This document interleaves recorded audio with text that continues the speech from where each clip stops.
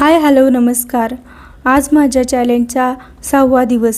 रविवार असल्यामुळे आज मी आणि माझ्या मिस्टरांनी ठरवलं की सकाळीच एकदा 10,000 पावलं पूर्ण करायची आणि मग निवांत मॅच बघायची. पण चालताना एक मोठी गंमत झाली. आम्ही ज्या लेआउटमध्ये राहत होतो तो खूप मोठा आहे.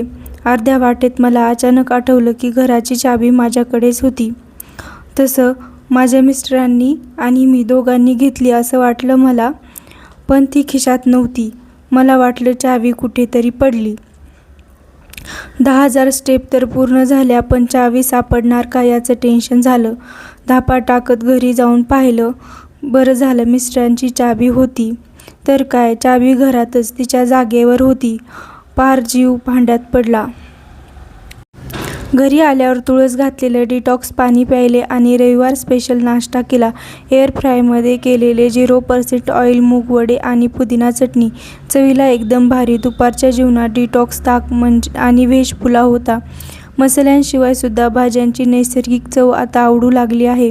संध्याकाळी आईने दिलेल्या ज्वारीच्या पापड्या एअर फ्रायरमध्ये भाजल्या आणि गरमागरम मुगाची खिचडी असा बेत केला. रात्री कर्णफुलाचा चहा पिऊन दिवसाची सांगता केली. धावपळीत दिवस कसा जातो समजत नाही, पण शरीरात होणारे बदल खूप सुखद आहेत. उद्या पुन्हा भेटूया. Good night. Stay tune for the next video. Follow for more videos.